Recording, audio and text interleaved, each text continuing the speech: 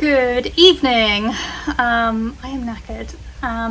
As you've seen from the last couple of weeks' videos, Jerry and I have been really killing it on the weekends, just putting in really long hours to get some of the big infrastructure stuff done. But as you know, there's always just like lots of little niggly bits, and so I'm really trying to like get my butt into gear to take advantage of the fact that, you know, the evenings are quite light, and to try and get some of these niggly bits done, because they're not things that I need two people for. But I will say that it's really tough working full-time and then, you know, coming home, walking the dog, sorting out house jobs, and now it's 7:30 and I'm just starting to do stuff and I'm knackered. So we'll kind of just see how it all goes. A few things that I'd like to try and do are, there's this like emergency pull handle thing on the door which is very clearly broken, and every time I drive the bus it rattles and makes a really annoying noise, so I'm just going to try and disconnect the handle. I might be able to, I think, you know, it might just be a angle grind it off job, to be fair. I would like to be able to unscrew it properly so that I don't have any bits kind of left, but I don't know if it'll actually unscrew, so we'll see. Also, there's the remnants of like an aluminium frame. I almost went Canadian and went aluminium frame in the cab area where there used to be like a big storage box, and we got most of that out, but there's still a few bits left and I want to completely get rid of those, so that the cab area is clear for when I finally do something in this area and add an extra seat and all that. Other jobs are, what's in my bag of tricks here? Oh yeah, finally, the final fitting for the wastewater tank, well, for all the tanks, the final fitting has arrived, which is the drain for the wastewater tank. So I'm gonna get that one on today, and then that's 100% all the tanks finished.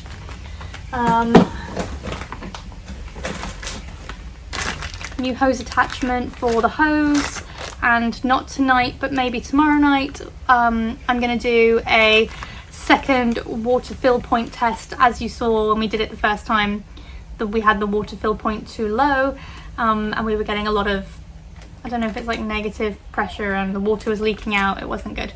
So we've now raised the fill point, so it should be that we don't have that issue anymore, but obviously I want to test it, so that might be a job for tomorrow. And yeah, I think there's lots of other stuff. Oh, Laurie and I finally put the film on the back window, the final one that kept getting messed up and I had to keep reordering film. That film arrived. It got damaged in transit, but we salvaged it and it actually doesn't look that bad. It looks better than the film we took off of that window, which is probably an improvement. And yeah, basically I'm trying to do niggly little bits at the moment, whilst in the background Jerry and I strategize what the next move is, because we've got, I'm not going to go into this now, but we've still got some issues with the roof, with some leaks, and I'm really trying hard not to take all the insulation down to figure out exactly where those leaks are coming from. So I've got one plan for trying to reseal the fiberglass on the roof and around all of those intrusion points to see if that helps. But it might be that we come to the decision that actually we take all the insulation down and then try and reseal, and we're using some sort of like fiberglass, special fiberglass paint. I haven't decided yet how we're going to tackle this, but we can't put the inside ceiling up until we know that there's no leaks. And I need to fill all the screw holes and things in the new floor that we put down, because I need to go and order the vinyl so that we can lay the vinyl finally. I'm really excited about that. The other thing that we're looking at doing is ply lining the inside of the bus, which I think will be a big step forward. So just trying to figure out the right order to do all these things in. Let me know in the comments what you guys think. Anybody that's got experience, what's the right order to do things in? Because I've seen through like videos and reading books and everything, there seems to be quite a specific order that people do the jobs in. So I don't know, have you deviated from that? Is there something that I should think of before, you know, I don't know, trying to use my words. Let me know what you think. I think finish the floor, ply line, put up the ceiling, then start framing out the interior. Let me know if you think that there's a different way to do things. And I will get on trying to start tackling this handle. This is the offending handle. It's like an emergency pull open handle thing, and I'm fairly certain that's before like when all the electrics are working and the door is like electrically closed, and I assume at some point this somehow, I don't know, overrides it or would allow you to open the door. But in my case, I don't really use the electrics for the door, and I've got a different lock, and I would just never need to use this. So I'm going to try and take it off because it's all loose and jiggly and it just makes noises. I decided to try and go the low intensity way before I use the angle grinder to kind of cut bits off, because they'll just leave a horrible finish. Luckily this thing has 2 bolts that go through it in the back, and I have managed to loosen them, so I'm going to see if I can take them off, and then I think this top bit will come off, and then we'll see what happens with this bar at the bottom. 1 bolt out, fairly easy.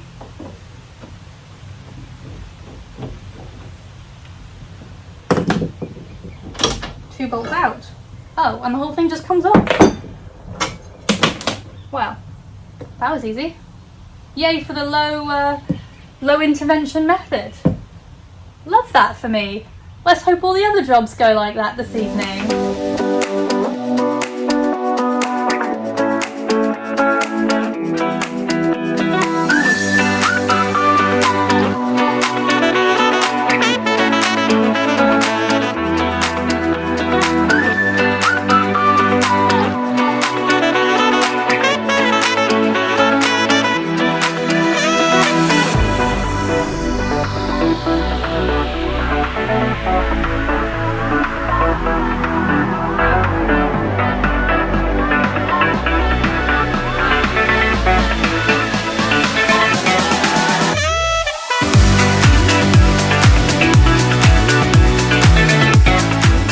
There we go, job number 2 done. That didn't take as long as I'd thought it would. As you saw, I did start with the angle grinder, but I wasn't really making much headway because the screw heads were just so tight, there wasn't really space to get in to grind them off. And was making sparks everywhere, and I was just worried I was going to lose a finger or something. So in the end, after doing a couple at the end, I was able to use my very broken chisel, but a broken chisel has a very good purpose, which is that you don't mind using it for silly things, and I was able to go underneath and pry it all up and just pull the screws out. They were so rusted anyways. So that's another little job done.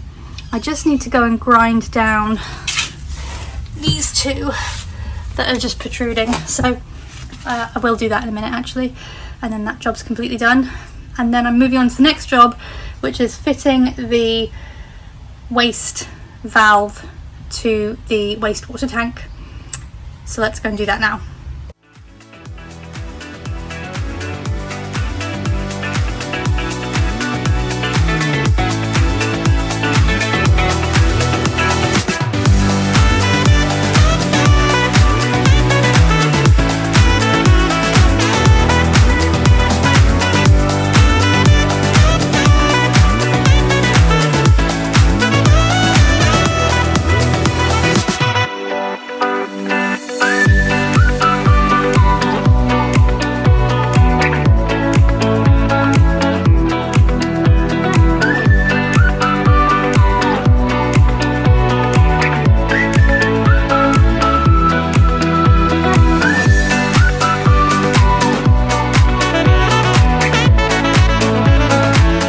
Well, that was a bit of a mission, and as you can see, I fluffed it up in that we wanted originally it to go there, and I accidentally drilled the hole too low, which meant that the nut wouldn't screw up on the inside. So I made the decision to move it to this other corner, re-drill a new hole that's inserted properly, and this is me attempting to repair. I put the bit of plastic that I drilled out back into the hole, and as you can see, I have tiger sealed the crap out of it, and we're going to let that dry, and we're going to hope that that is good enough. If it's not, then I'll come up with a plan B. So there we go.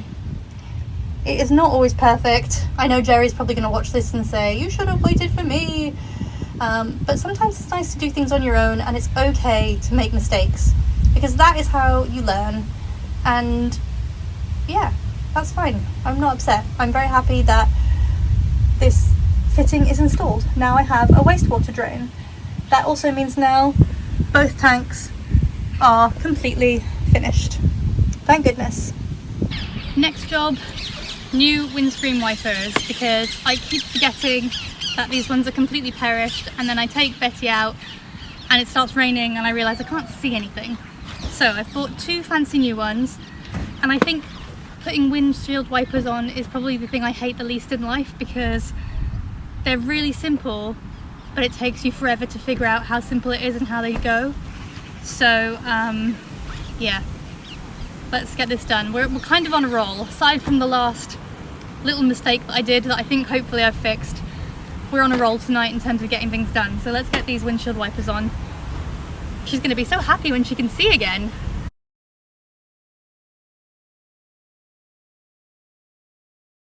I've just realised I should probably watch a YouTube video on how to do this, because otherwise I'm going to be here forever and I'm going to break something. So, back in 3 minutes.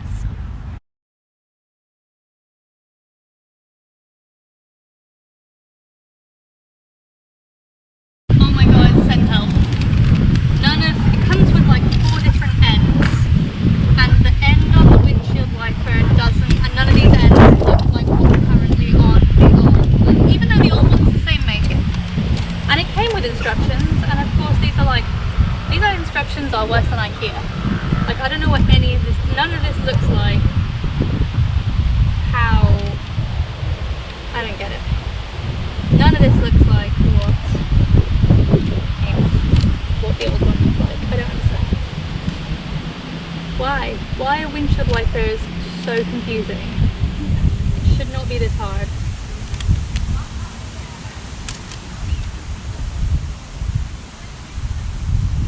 Why do they not all just look the same?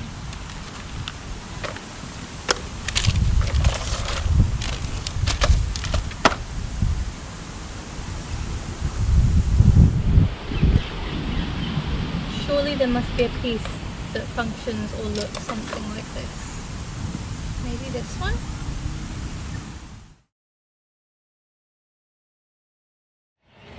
Well, I'm not sure if I would call that a successful evening. I got 3 out of 4 jobs done. 2 done well. 1 we remained to be seen because I fluffed it up. And then unfortunately at the end I was defeated by wiper blades. So at least I'm a little bit further forward than I was. There's some more jobs on the list for potentially tomorrow night, and I think tomorrow I might drive the bus round to the ferry side. I might test out the new water fill point. I'll test out my repair on the wastewater tank, and I might go to Halfords and see if they can sort my wiper blades out. We'll see. Anyways, have a good evening everyone. Betty has come on an excursion to Halfords, but she's too big to fit in the car park. But I am armed with my windshield wipers, and we're going to go in and see if they can either, well, hopefully they'll just come out and fit them for me, because that's all I want. Let's go and see what happens. Okay, so the result of my trip to Halfords was quite successful. It turns out I wasn't crazy and just couldn't make those windscreen wipers work. It turns out that those windscreen wipers were not the right fit for the arms behind me. I had actually bought two tech forward windshield wipers, and I forgot that Betty is analog and old school and she needed much cheaper, more basic wipers. So luckily he saw that right away and I was able to exchange the other ones for these new ones. I was a bit miffed, thought he would put them on for me, but I guess after him seeing that I was doing a van conversion, maybe he thought that it might be a bit condescending to install them for me, which I was a bit annoyed by, because now I've got to do them myself. But he assured me that they just literally clip on. So let's hope I have more success now and that Betty gets new windscreen wipers. It's a miracle! We have functioning wiper blades. I can see, look at this beautiful clear windscreen. That is most exciting. It only took me like 10 minutes to find the right YouTube video to figure out how to clip them in. But I'm feeling very accomplished because now when it rains, I won't have to panic over the fact that I don't have good wiper blades or any wiper blades. We are back at the water fill point for round 2 of testing. So before we had the fill point down here and we had lots of leaks, as you saw. We've actually now moved it up to here, which should mean that we don't get any of that back wash, I don't know, back pressure, I don't know what it was, but anyways, what it's called. But anyways, basically now we have a sort of straight shot down into the tank. So let's turn on the water and hope that we have no leaks.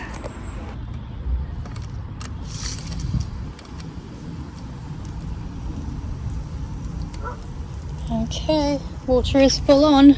Let's go down and see. Well, there's certainly no leakage there. I can hear it going in. I can see through my little spidey hole. There is no water leaking. So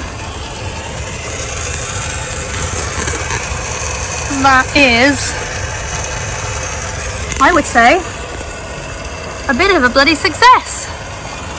Really, really happy with that. So good.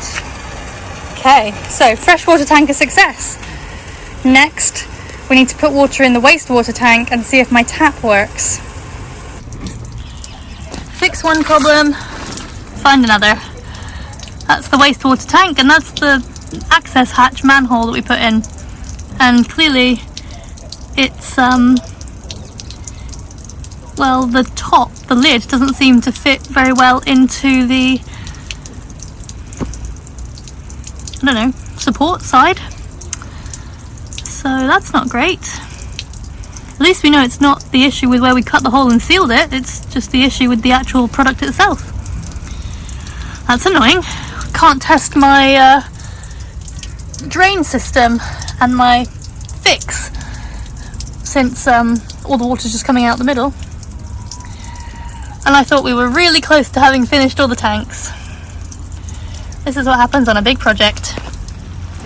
Right, so this is the offending, I'm calling it a manhole cover, access hatch cover, where all the water was leaking around the side. And what I realised is it didn't come with any kind of like gasket. So I'm hoping I can just measure and order a gasket for it, like a rubber gasket, a rubber O something. And hopefully that will solve the problem of the water leaking out of the wastewater tank. So I'm going to go ahead and measure and do a bit of internet searching and a bit of shopping, and then hopefully that's another problem solved. That is another successful evening. I have ordered the new gasket for O-ring for the wastewater tank, so hopefully in a couple of days that will finally be finished, and then we can finally move on from water tanks because they'll all work perfectly. And I'm going to go home and eat something and relax and decide what the next niggly jobs are. So, have a good evening.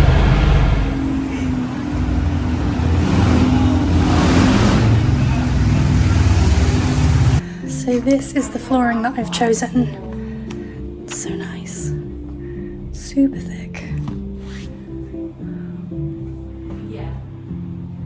There we go, the deed is done, the flooring is bought, so hopefully that'll arrive in a few days. I have to go and collect it from the warehouse, but I've still got some prep work to do on the floor before we can lay it. But having the vinyl is a step closer, so that is hugely exciting. This is my newest purchase for the bus. It's been so hot in the UK, and I think with global warming we're just going to see temperatures continuing to rise, especially if I want to go over to Spain or Italy or France. So I did a lot of research and I'm hoping that this does what I need. EcoFlow I know is a really, reputable company, and this one seemed to have a lot of good reviews, and it looks like it's small enough that I can put it in the bus and move it around. And well, we're going to test it out in the summer house where I am at the moment. Forgive the insane mess. Oh, need a sleepy lemon in her new bed. That's cute. So yeah, I'm pretty excited about this. It was not cheap. So it was £699, and unfortunately EcoFlow have not collaborated with me on this video, so I paid full price. And you can also buy a second battery for it, or it works with a power bank, EcoFlow power bank, which of course is another £500. So at the moment I've just got the air conditioning unit, and we're going to see how it all works. And then I was thinking of maybe getting a power bank anyways, just to have as like backup. So I think I will probably later down the line get an EcoFlow power bank, and then at least I know that I can use that with the air conditioner as well. So I look forward to getting it out of the box, playing around with it. It's going to be 32, 33 degrees in the UK over the next couple of days, so I'm looking forward to seeing how it fares in this small space. Hopefully it makes a difference, and then at some point it'll get moved over to the bus. But yeah, really excited about this. As you have all likely noticed this week, I have been flying solo. Jerry has been away, and it's been really different to be trying to do things by myself. It's really interesting because when I started this whole crazy build a camper van idea, I was fairly certain I was going to have to do everything myself, and if I was lucky I might get a bit of help from Laurie and Simon. And I really thought that that was how it was going to be, and I was going to be able to do that. And what I've realised in the last however long we've been doing this for, a few months, is that there's just no way that I would be able to do it by myself. I mean, let's not even get into the having a second brain, somebody who's got a bit of a technical mind and who has some experience in doing this stuff before and just has like brute strength, more strength than I have. But also just for the sheer amount of things that you need like 2 sets of hands for, or someone needs to foot a ladder or something for safety. So I mean, I know I've said it a million times, but I am super grateful that Jerry has like jumped into this project and is able to give me so much of his time. But it also is like a bit of a shock when he is not around for a week and I have to do things by myself. It's quite nice. It makes me feel like, I can do stuff by myself. I would say, obviously, as you guys have seen, it's probably been a bit of a mixed bag this week. And obviously all the kind of the big things, again, like I said, I just can't really do by myself. It just takes multiple people and hands and thought. So I do feel really happy about just getting some of these niggly bits done this week. We're not batting at 100% because there was a little bit of a mistake with the wastewater tank, but hopefully once the new gasket arrives, I'll hope we can see if my repair has actually made a difference. I completely forgot to film myself setting up the EcoFlow air conditioner, sorry, losing my words, because it's so hot. But I will say I've set it up in the little house that I'm in at the moment, which is a bigger space than it's meant for. But I will say I've noticed it does work really well. It's lowered the temperature by a good sort of 5 or 6 degrees. It's fairly easy to work now that I've figured out what goes where and how it works, and I think it's going to be really good in the bus. It's this is the Wave 3, and it's an air conditioner, a dehumidifier. It is also a heater. Obviously I've not tried the heating function yet, we don't need it. But I'm excited to kind of see how that all gets set up in the bus a bit later down the line. So I am going to continue with little jobs. Jerry is back, thank goodness, you'll all be happy to know, and we have some really big decisions to make, mostly about the ceiling or the roof. Now, I've kind of alluded to this a little bit before, and we've really gone back and forth. You know, we put the solar panels on, we were pretty happy with the job that we'd done, but we noticed there was some leakage. I went back and resealed everything because I thought maybe I hadn't done a good enough job sealing everything. And at one point we thought, we've had some rain and there's no leaks, it's amazing. And then when we looked closer, we realized there were leaks, and we just, in kind of good conscience, can't move forward with anything else in the bus until we are sure that the roof doesn't leak. So we've been going around the houses on how to repair the ceiling on the roof. You know, I've been quite resistant to taking down the insulation and taking off the solar panels and doing a big interventive fix, just because it kind of feels like we're going backwards, and it felt like it was going to be a huge amount of work. But we're looking at some of the other fixes, and then we're also, you know, Jerry is quite adamant that if we don't fix it properly now, it's going to throw up problems later, and we don't want to start putting the interiors into the bus and then find that we've got water ingress issues.